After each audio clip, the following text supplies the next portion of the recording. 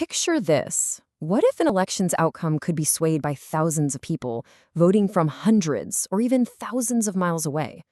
Well, that's not some kind of hypothetical scenario. It's exactly what just went down in Serbia. So that's the big question for us today, right? How can a vote cast in Berlin or Toronto or Chicago actually echo all the way back to Belgrade and start reshaping a country's political future? Let's dive in, because the answer tells us a whole lot about where modern democracy is heading.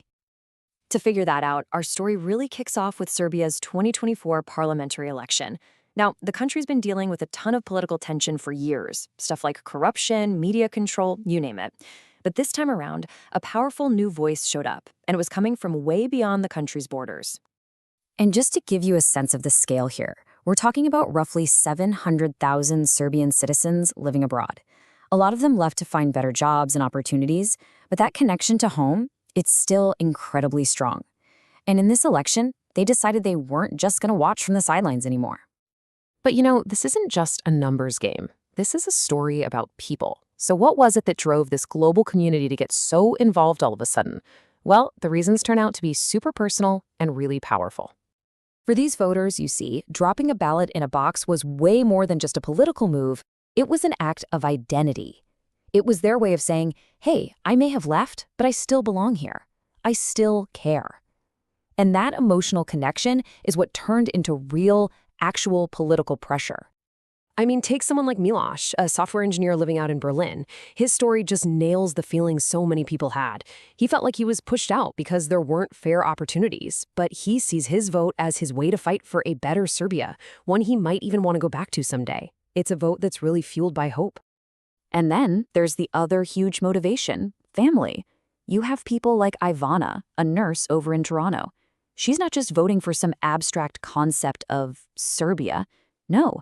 She's voting for her parents, for their well-being, because they still live in Belgrade. It's a vote for the people she loves. These personal stories are one thing, but they're backed up by some data that is, well, it's pretty shocking. This collective feeling created what was basically a statistical earthquake. Just get a load of this. Voter turnout among the diaspora shot up by over 30% compared to the last election. That isn't just a small bump, folks. That's a massive wave of political energy coming from all over the world. And here's the kicker. They didn't just vote, they voted with a purpose, a really clear one. In Germany, 65% backed the opposition. In Austria, the opposition was ahead by 20 points. And North America? Wow, a total landslide. A staggering 80% of votes went to anti-government candidates. So the main takeaway here isn't just that they showed up, it's that they showed up with a unified demand for change. So why the huge swing towards the opposition? Well, a couple of things stand out. The Serbian diaspora generally skews younger and has higher levels of education. They've lived in different political systems, and they tend to really want reforms, stronger democratic systems, and to get closer to the European Union. And all of that pretty much clashes with the ruling party's more nationalist position. Now, as you can probably imagine, this tidal wave of influence from abroad was not exactly welcomed with open arms by everyone. Not at all. In fact, it kicked off a huge, fiery debate right in the heart of Serbian politics. And the debate really boils down to two completely different points of view. On one side, you have people who see these voters as the free voices, citizens who left the country precisely because of the problems they're now trying to fix with their vote. They'd argue their view isn't clouded by state media. But on the other side, you've got critics asking, wait a minute, should people who don't pay local taxes or use public services really have such a big say? They see it as unfair influence from people who don't have to live with the day-to-day results.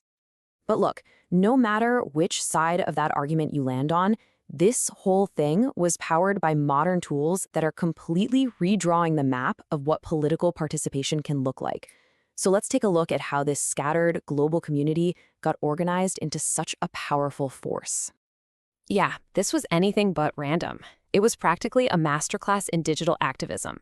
You had Facebook groups that basically became virtual town halls. Hashtags created this feeling of a global movement. And then, and this part is amazing, people actually crowdfunded buses to drive voters across borders in Europe just to get them to the nearest polling station. I mean, that is literally democracy in motion. And it's so important to realize that this story, it's not just about Serbia. This is part of a much bigger global trend. We're seeing it everywhere, from Turkey to Mexico, the Philippines to Nigeria. Diasporas are using their unique perspectives to shake things up back home, and they're often the ones pushing the hardest for reform and accountability. Which brings us right back to that huge, complicated question. In a world this connected, who should get to decide a nation's future? Is it only the right of the people who stayed, who live there every single day? Or does that right also belong to those who left, but whose hearts and families and identities are still tied to that homeland? This isn't just about one election in one country. It's a fundamental question about what democracy even means in the 21st century, and it's one that more and more countries are going to have to answer.